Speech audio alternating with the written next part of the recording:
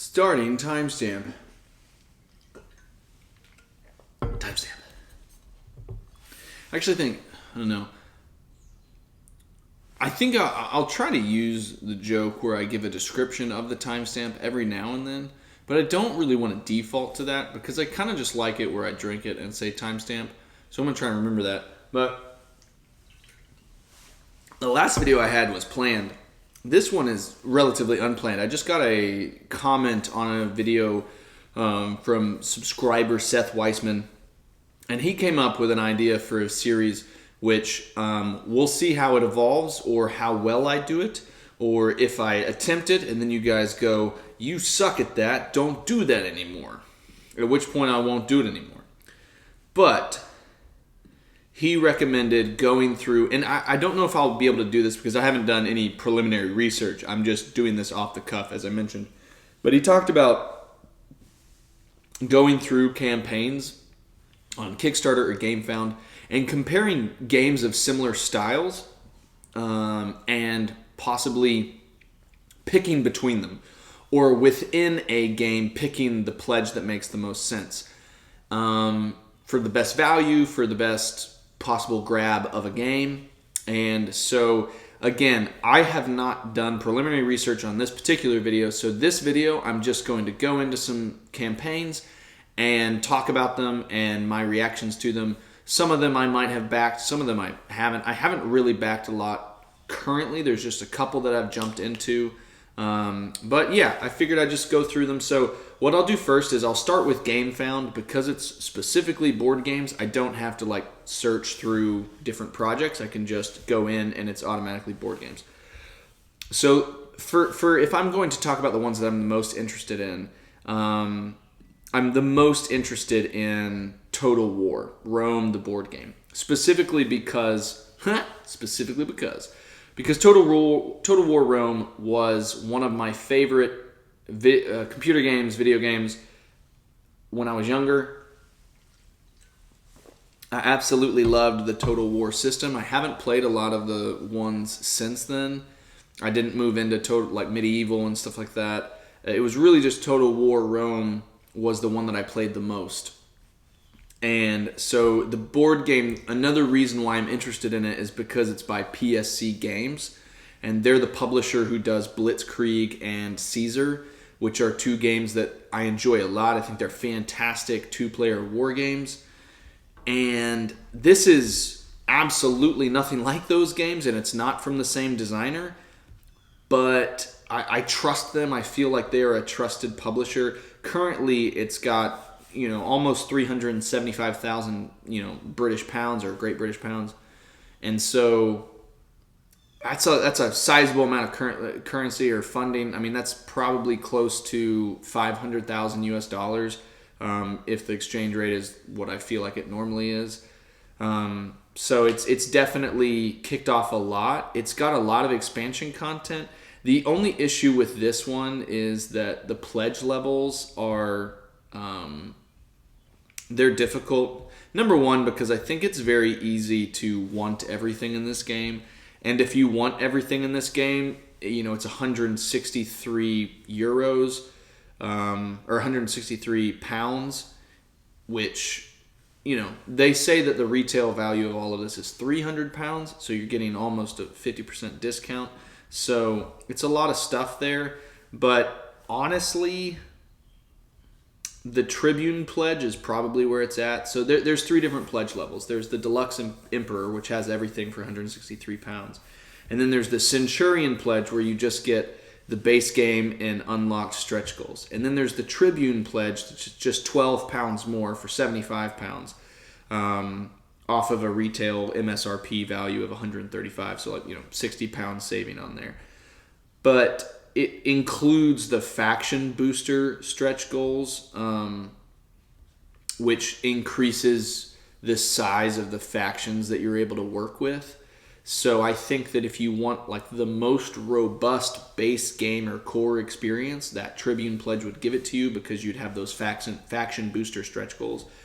And so I think that's probably the best bang for your buck if you're trying to get in on the ground on there. But if you don't know what Total War Rome is, it's it's a historical war game. It's based on the video game, and it's up to 4 players. Play as the leaders of Rome, Carthage, Greece, and Gallo-Germania. Each player will conquer new lands, develop their faction, claim territories, recruit epic armies, fight enemies in intense battles, build barracks, markets, and walls, raise taxes, spy, riot, trade, and so much more.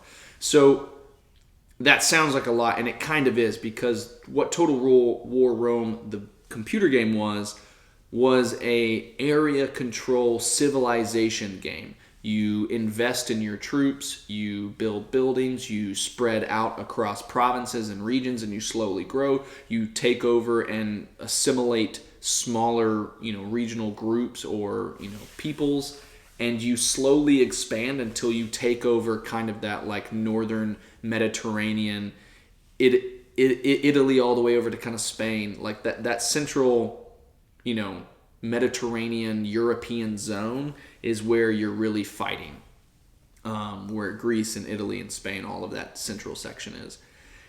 And so I think they're going to be trying to emulate that as much as possible in the game. If you are the kind of person who spends a lot of money on campaigns, then it's very possible that Deluxe Emperor Pledge might be for you, because you do get a sizable MSRP savings on it. But I think that the most sensible one is probably the Centurion and the Tribune Pledges, which are just the base, and the base plus the faction booster. That's what I'm really interested in. I still don't know if I'm going to put the money into it. I know that it makes more sense to do it now. We've just had a baby. We just had to get a new car because we have a new baby, and we need to fit all of our young children into a vehicle. So just expenditure-wise, and I got some work trips coming up. I don't know if I'm going to jump in on this. I really want to, because I loved this game, but I'm not entirely sure. And it's also, it's just kind of like the first game that's really harkened back to some of those earlier video game, computer game experiences I had. This is super tangential, but oh my gosh, I want a Time Splitters board game. I loved that video game. If you know Time Splitters, please let me know. That was an amazing video game. That was one of the best multiplayer shooters out there. That was so good. Man, on the GameCube, what a good game. So yeah, Total War Rome.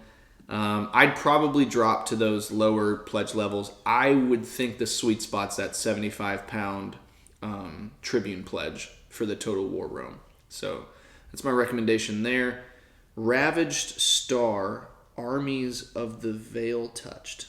$1 million pledged with only 3 hours left. This is another thing. Some of these that I'm talking about might be done by the time you see this, because they may only have 1 or 2 days left, and this is probably going to go out in like 2 or 3 days. So most of them will probably be around, but some of them might already be into Pledge Manager or post-campaign access or late pledge. Ravaged Star, Armies of the Veil. I don't even think I've heard of this. By Mini War Games. Oh, these are just miniatures. Expand your sci-fi miniature collection with the Corrupted Veil Touched and their fervent disciples. So, yeah, over 3,500 backers, over $1 million raised. I would say, obviously, don't do this unless you like miniatures. If you are a tabletop RPG person who is probably not even a player, it's probably just the DM who manages it, and if you're that kind of DM who has miniatures out on a table when you play, you might want this. Or if you are into hobbyist miniature painting, but otherwise I probably wouldn't even touch. I'm not even going to look into this because that's just money that I don't need to spend. Purple Haze, Tactical Combat, 100,000 euros spent. That's not bad. Cyber Metal, art on that looks cool. White Hat, Tendaya, 12 days to launch.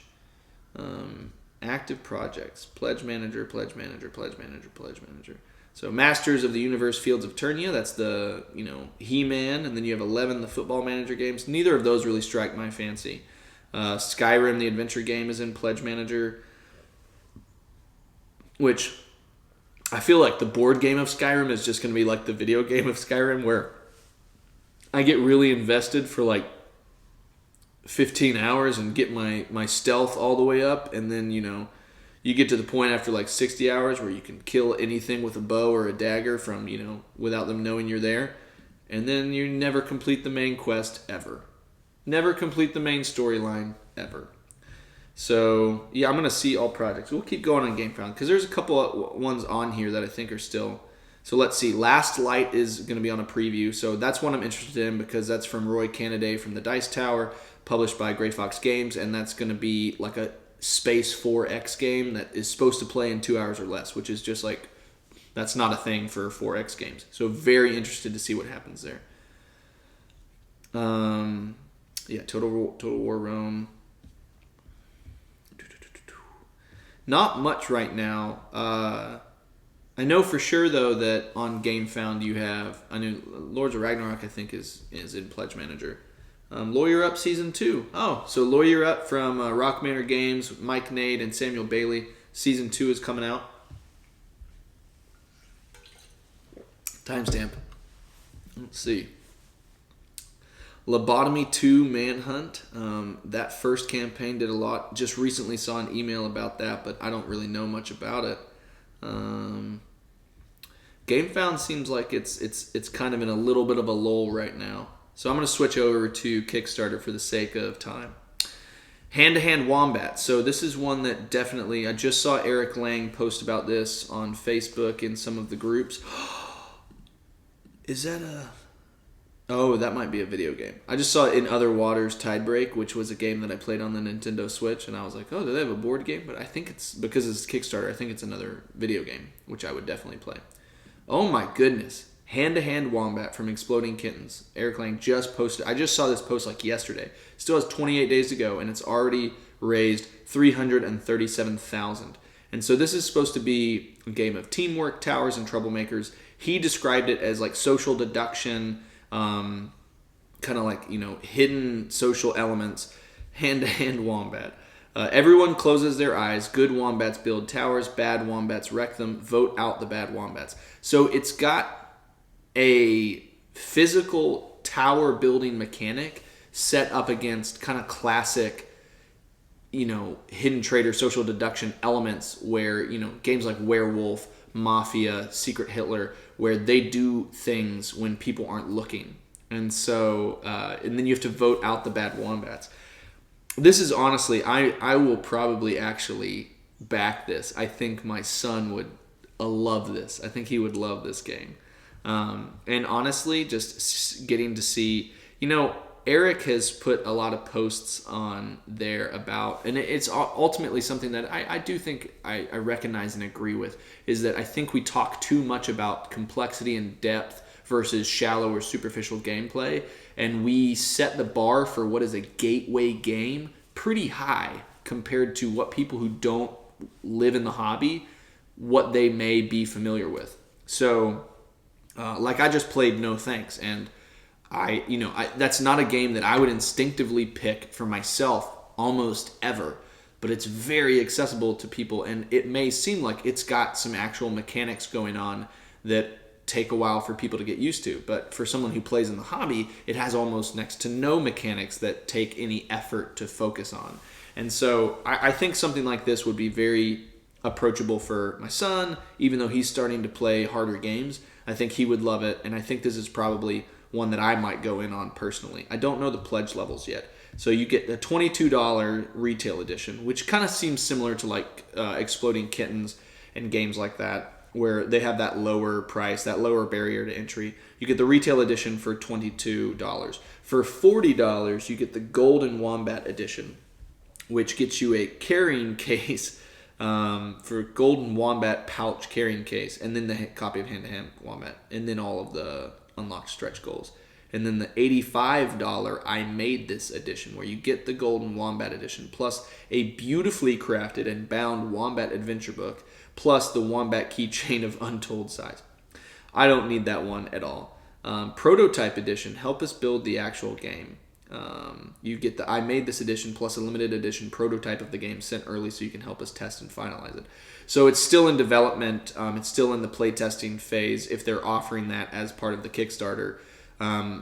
If you're really invested and interested in games like this, or you want to be a part of the process, if you value that, 100% you can jump in on that. But that and the 85 edition, I don't feel the need to do those at all. I would probably, if I backed this, jump into that Golden Wombat edition at $40. So here's how it works. Everyone has a secret identity, either good or bad. Scatter the bricks into the play area and close your eyes. The good wombats build towers. The bad wombats secretly sabotage those towers. Open your eyes and vote to eliminate the most suspicious wombat.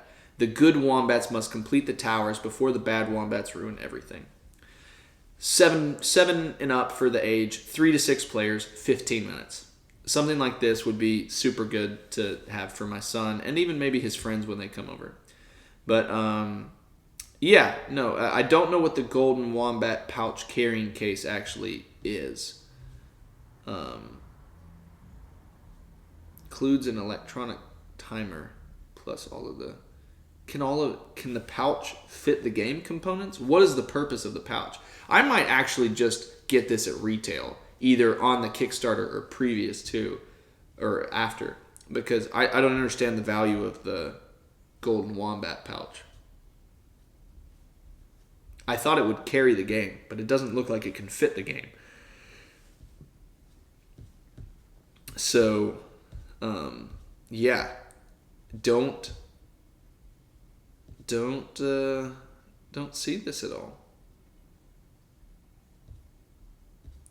Yeah, I'll probably just get the retail edition now that I'm looking at it. So there's that game. Hand-to-hand wombat. Okay. Interesting.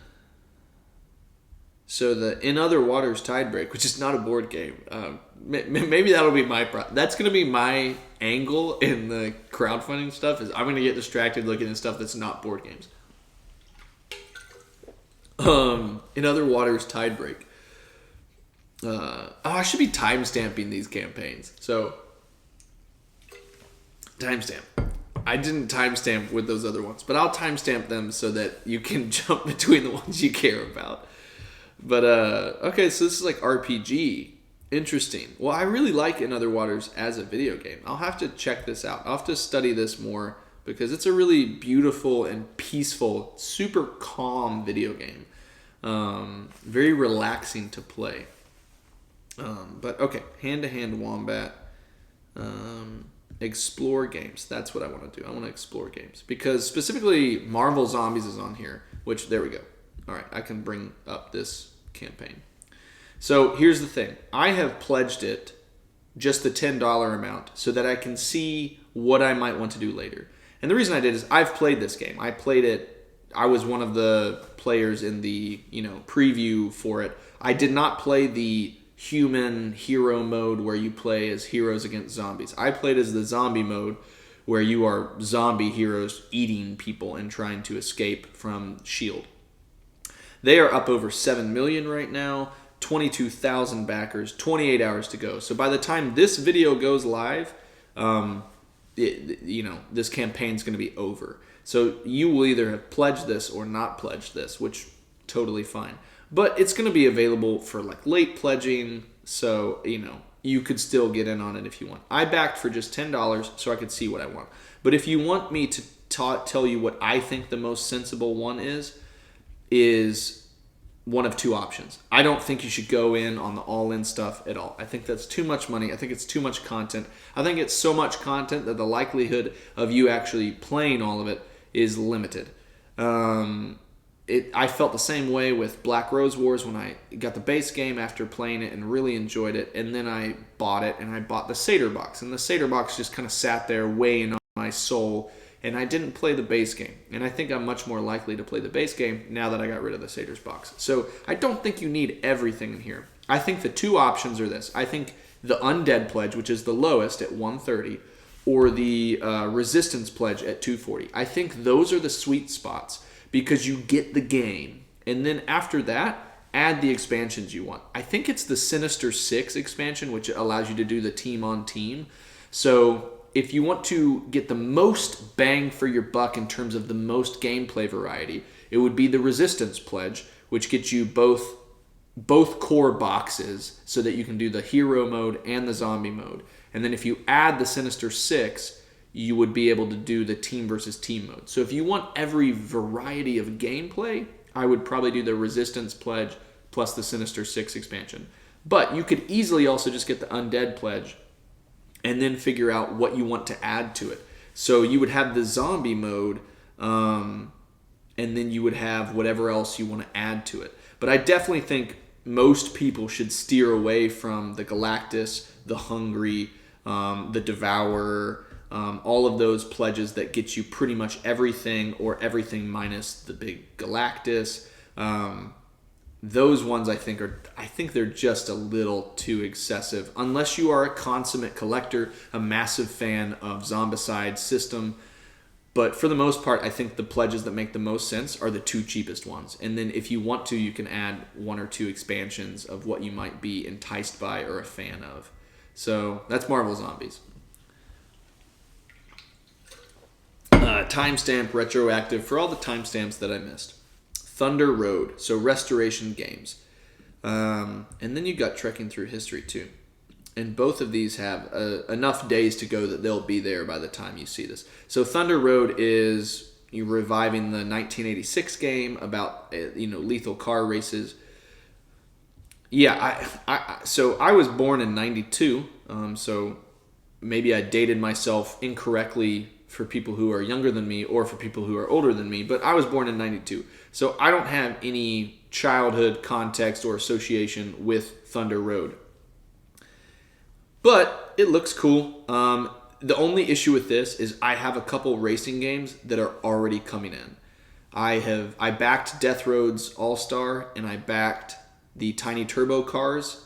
And those two are racing games, and so I don't feel the need to back this. Or maybe I'll play it down the road and check it out, but I just don't feel the need to own this Thunder Road. Specifically because... words and how to use them. I just don't see the need to have another game that is a racing game with a finite board until I've played the ones that I've already got on the way. Tiny Turbo Cars, I think, is going to be accessible and fun for my kids. And then I think Death Roads is going to be really interesting and exciting for adults with all of the variable weapon and components you add to it. So I don't feel the need to back this, but on this one, there's two options. The $50 hit the gas, and then the $60 friendly local grease monkey. You can get $145 all of the content, all of the expansions, all the stretch goals in one big custom foil stamped box. Oh, maybe I would get the $145. I don't know. I am a big fan of singular boxes that hold everything. As you've seen from the Dune Imperium, I specifically bought the upgrade box to get the upgrades and the larger box that also holds the expansion in it.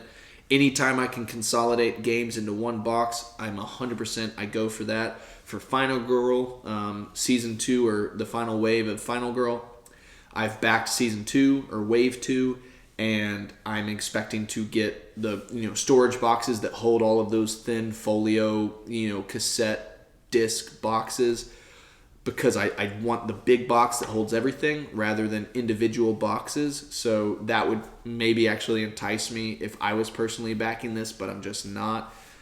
If you're not somebody who needs to have everything in one box, but also you could just get the base game of 50, and then the mini expansion can just go in there. Oh wait, the $60 pledge is just for brick and mortar. So never mind. It's either the 50 or the 145. So I mean that's a threefold increase in price. So I would probably just get the base, especially if I would need to play test this first. I would need to play somebody else's copy first. But I've got too many car games on the way. I don't need to try this. Also Megapulse, I didn't back that one, but Megapulse is another one that's a racing game that's on the way. So Thunder Road Vendetta from Restoration Games. They make good stuff. They make good products. I like their things. Just don't feel the need to back it. Trekking Through History timestamp. $20,000 goal, almost $100,000, so they're all already at 5 times their funding. 1,800 backers, 25 days to go. I've seen several posts on this. There's a lot of content creators that are releasing, preview stuff for this right now or unboxings for this. I am not one of those people. I'm just little old me. Guys. Underdog Games. Looks beautiful. I love the artwork on the box. You have kind of like a rainbow diorama of colors, and then each one of them shows different historical moments. You've got like Napoleon, you've got a Ferris wheel, you've got plane flights, you've got Japanese geisha art, you've got maybe Joan of Arc there, you've got, I think that's Salahuddin or Lawrence of Arabia, you've got Cleopatra, you've got what was her name, the one that female scientist who discovered that, I can't remember her name, Marie, I can't remember the name, that's embarrassing, but yeah, Martin Luther King, and then just a bunch of historical figures and gorgeous colored art on the front of that box. I love the artwork style. That is very engaging to me. Pack your bags and grab your itinerary. Adventure starts here for trekking through history. 2 to 4 players, 10 plus, 30 to 60 minutes. The great moments in history are waiting for you. You can see marvels around the world. What is the game, though?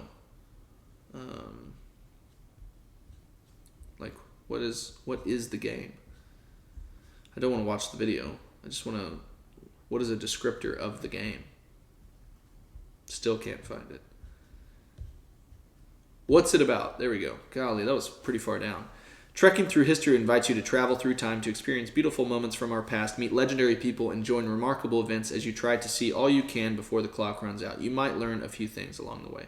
During your journey, you'll score multiple points in multiple ways, including collecting experience tokens and visiting events in chronological order. You'll do this on a beautiful and colorful neoprene playmat. I mean, it looks gorgeous. Was that like an early bird thing or something? Oh, no. That was just an updated weird. They only have one pledge level, $50, so that's not terrible. You get Trekking Through History and 2 Kickstarter exclusives, the Time Warp expansion and the solo mode. I need to look at this because it sounds cool and it looks beautiful, and it said neoprene mat. It's got plastic pieces, all of which excite me. So I'm going to look this up. I mean, obviously, there's no recommendation really necessary for me right now because there's only one pledge level. But, it's one of those ones where you would just have to be interested in it. Lagrange Deluxe Master Set, I would say only get that if you know you like Lagrange, because it's probably, it's a Deluxe Master Set, so it's going to be expensive. Yeah, $250,000 already funded, 9 days to go, backing level, $89 or more. So that's getting in on the ground floor is $89 or more. And then if you want the size upgrade, it's $169. So this is a Stefan Feld, Adam Kwapinski, and Andre Novak did modules. Automa style solo mode from David Turksey and John Albertson, and then all new art by Agnieszka Dabrowiecka from Castles of Mad King Ludwig and Saloon Tycoon. So massive names on this, huge names, big title. You have a $89 box game or a $169 massive rectangular box. So a lot of stuff going on there. I know nothing about that game. No interest currently in getting it. Chang'an, I've seen a lot about that.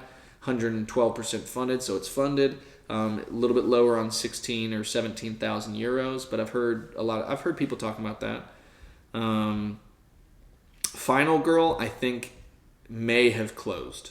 But it could go to late pledge, so maybe you're still lucky. Board Game Tables is currently doing a Kickstarter on their bags and playmats for board games. Over $300, almost $400,000 pledged right now. 8 days to go. So if you need storage solutions for bags and playmats, I don't normally, because I'm the person who has the games, I don't normally go to someone's house to play games. Honestly, the my time with Kids Planning with Allison and Daniel has been rather unique to go over to someone's house who has games, and I haven't felt the need to bring mine over there unless we're filming or playing something that I specifically have. But yeah, if you're someone who travels with your games, bags or playmats, totally viable. Hard jump cut, and I've got to admit, I'm a little peeved because I didn't realize it at the time, but while I was doing that the crowdfunding video kind of talking about different campaigns, I ran out of space on my phone, and I hadn't offloaded videos and photos, and so I kind of ran out of space. But I wasn't done. There were still campaigns that I was eager to talk about, so I kind of just lost that footage, which is, okay.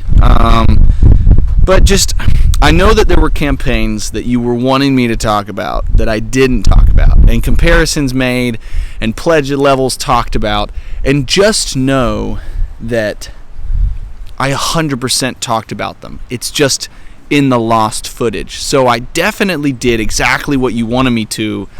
I just don't have evidence of it. So I definitely did that. It's freezing outside. I probably won't be out here too long. I got to fix a little bit.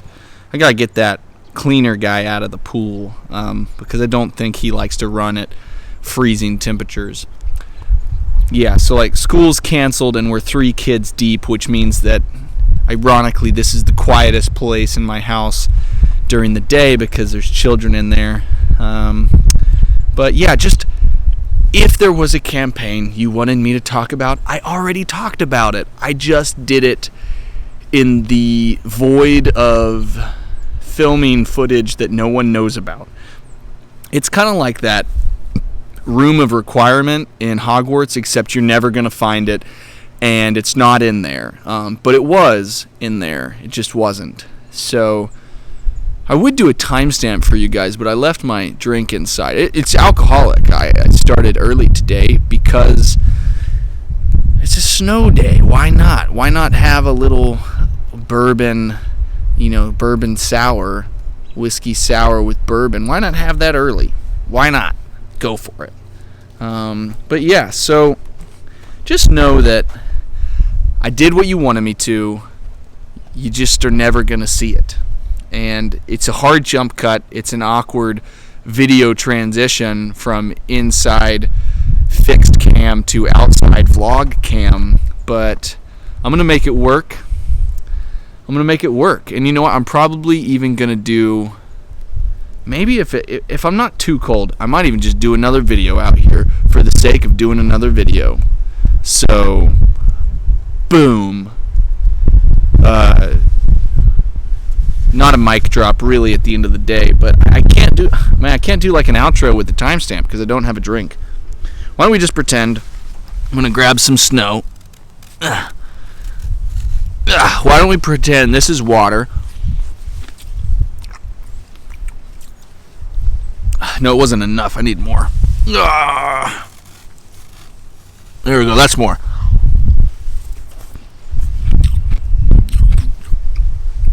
Crunchy drink there. Timestamp. And we're done. All right. I think that's it. Peace.